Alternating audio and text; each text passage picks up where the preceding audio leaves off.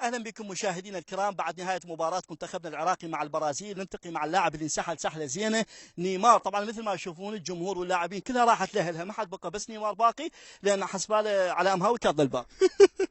يلا يلا ما يخالف لا تبكي، يلا بس يلا ادري تلاعب لو جناز. يلا المن تبكي على اليمن، هسه هذا ما جاي يتم. شلون احكي وياك انجليزي؟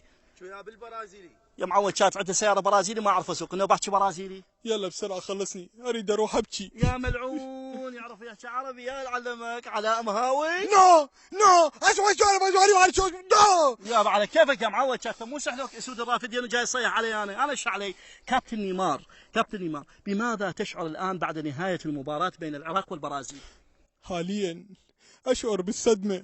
يا بيشعر بالصدمه، خل تجي الاء. نو لا مو علاء امهاوي، الاء ست الاء من برنامج الصدمه، لا تخاف لا تخاف. آسف عبالي على أمهاوي. خطيه صايره بخوفه من علاء، وشوف تروح لامك خلي يجيب لك نوم بصره وطحنا لك ولهم تروح منك الخوف. أوكي.